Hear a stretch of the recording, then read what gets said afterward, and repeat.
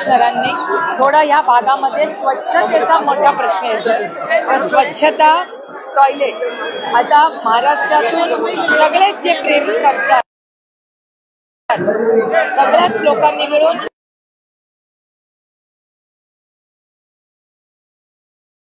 अन्नाचा प्रश्न आता बराचसा सुटलेला आहे। त्यामुळे आता जेवणासाठी व्यवस्थित अन्न आलेलं आहे, पण त्यांचा होकार 4 लाईट्स म्हणजे लोक अंधारात आणि पावसी आहे, त्यामुळे 4 लाईट्स इथे असले पाहिजे। 4 लाईट्सची मागणी आणि स्वच्छतेची मागणी ही सगळ्यात महत्वाची आहे। त्यामुळे आणि येताना आपणही पाहिलं असेल की प्रचंड अस्वच्छता आहे, तर मी आता म्युन्सिपल कमिशनरांना फोन करणार आहे आणि त्या भागामध्ये स्वच्छता आणि आलेल्यांची सोय ही टॉयलेटची पण केलेली दिसली, पण त्याच्यातली स्वच्छता आणि अन्न जे काय झालं असेल तिथे स्वच्छता लोकांना गैरसोय होता कामा नये अशी विनंती महाराष्ट्र सरकारला करावी आणि बीएमसीला करावी अशी त्यांची मागणी आहे।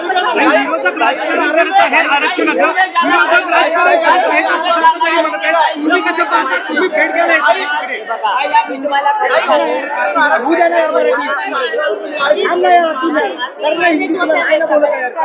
हा माननीय मुख्यमंत्र्यांपर्यंत पोहोचवण्याची नैतिक जबाबदारी आमच्या सगळ्यांची आहे। माझी हात जोडून महाराष्ट्राच्या माननीय मुख्यमंत्र्यांना आणि दोन्ही उपमुख्यमंत्र्यांना विनम्रपणे माझी विनंती आहे की सगळ्या पक्षांना बोलवा, तातडीने ऑल पार्टी मीटिंग करवा आणि त्यातून पाहिजे असेल तर लगेच 1 दिवसात अधिवेशन बोलवा आणि हा निर्णय मार्ग काढा। जर सरकारला करायचं असेल तर काय अवघड नाही करणं आणि सगळ्याच पक्षाच्या लोकांनी बघते तुम्ही तुमच्या सगळ्यांची कव्हरेज मी आता पण माहिती घेतली आहे सगळ्यांची, सगळेच लोक येत आहेत तिथे भेटायला, कुणाचाच विरोध नाहीये। जर कुणाचाच विरोध नसेल तर माननीय मुख्यमंत्र्यांनी तातडीने कॅबिनेटमध्ये निर्णय घ्यावा आणि गरज पडली जर काही करायचं असेल कॉन्स्टिट्यूशन अमेंडमेंट वगैरे तर तातडीने त्यांनी एक असेंब्लीला उद्या बोलवावी, काय अडचण आहे। असेंब्ली अर्जंटली बोलवून टाका, दिवसभर नाही 24 तास चर्चा करा आणि पास करून टाका, काय अडचण आहे।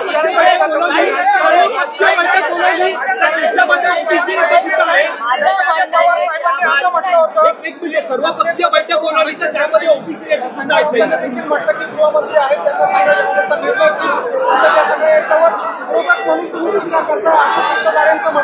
सत्ताधाऱ्यांच्या हातात आहे हे आमच्यावर टीका करायची का जे सत्तेमध्ये आहेत आणि आज जे आमच्यावर सत्ता टीका करतायत त्यांनी किती वर्ष काँग्रेसमध्ये काढली, त्यातले किती वर्ष आमच्याच बरोबर होते। हे दुर्दैव आहे की वास्तवतेत कोणी जगत नाहीयेत आता सत्तेतले लोक।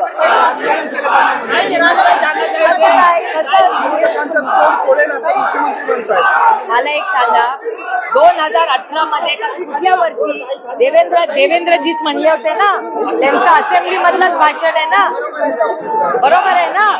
देवेंद्र फडणवीस जी जेव्हा विरोधी पक्ष नेते होते तेव्हा त्यांचं भाषण आहे। आज 250 आमदार आहेत, 250 आमदार, काय लागतं एक चुटकी में काम जर करायचं असेल तर का नाही करू शकत। तातडीने सर्व पक्षीय मीटिंग बोलवावी, असेंब्ली बोलवावी, एवढं मोठं मॅन्डेट महाराष्ट्राच्या मायबाप जनतेने त्यांना दिलेलं आहे, त्याचा वापर कॉन्ट्रॅक्ट किंवा मोठे रस्ते करायच्या ऐवजी समाजाच्या साठी करा अशी माझी विनंती।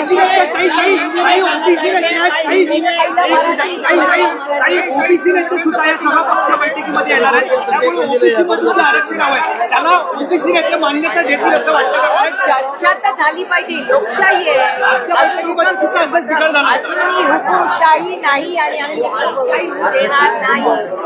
आमचं म्हणणं आहे चर्चेला आम्ही सगळेच तयार आहे, तर माननीय माझी विनम्र विनंती माननीय मुख्यमंत्र्यांना सगळ्यांना बोलवा आणि मार्ग काढा, लोकशाही देणार नाही।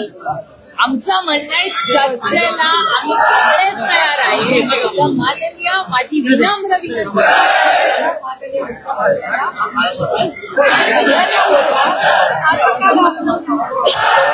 मॅन्डेट महाराष्ट्राच्या मायबाप जनतेने 250 आमदार आहेत त्यांच्याकडे, काय वाटतं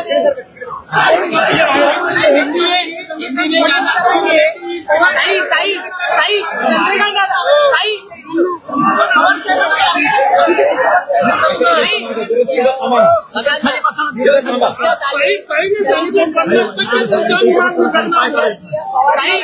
लोकांची अपेक्षा आहे.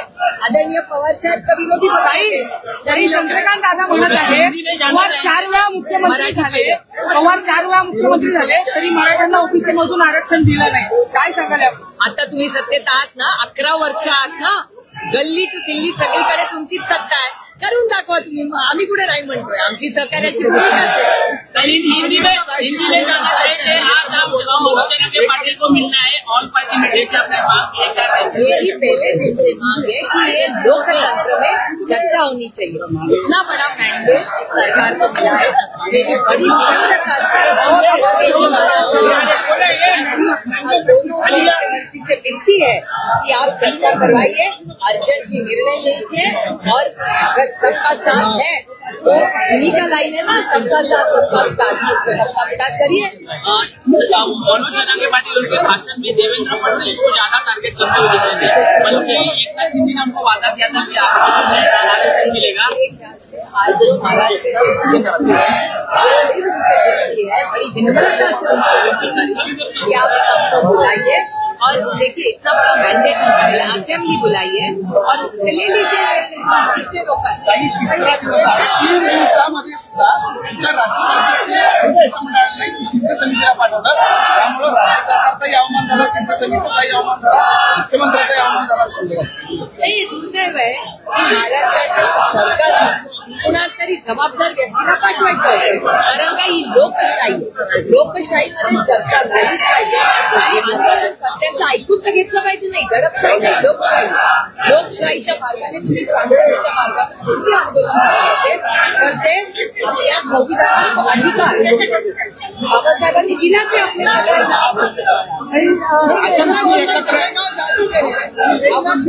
आश्वासन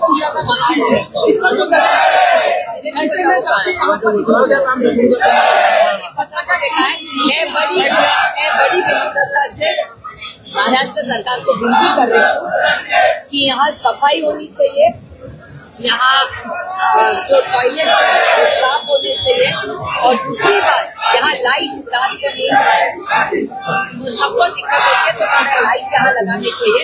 और मेरी बड़ी विनम्रता से सरकार को विनती है कि आप एक ऑल पार्टी मीटिंग बुलाइए और निर्णय लीजिए, असेंबली बुलाइए अर्जेंट.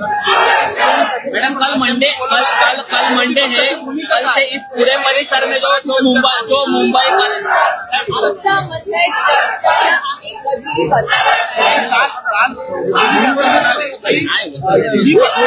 ओबीसीला आरक्षण द्यायचं का ओबीसीला आरक्षण द्यायचंय का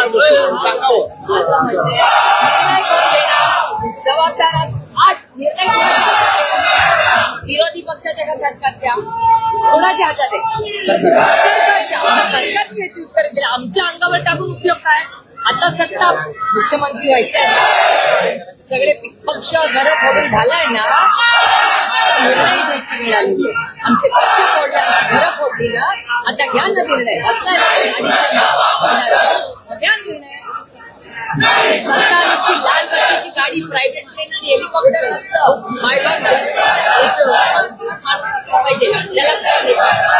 मैडम आज बीजेपी की तरफ से कहा जा रहा है कि जो मराठा के लिए सबसे ज्यादा काम किया है वो भाजपा ने ही किया है. देने के लिए कुछ भी कह सकते हैं, वो वक्त नहीं है. और जुड़े जुड़े अभी तो आए 10 साल 70 साल से महाराष्ट्र और देश इसमें चला है. मैडम आप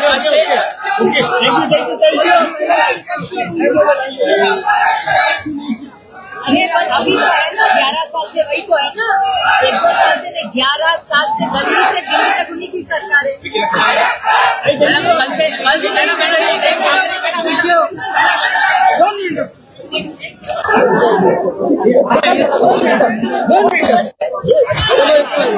एक साईडला चला आता.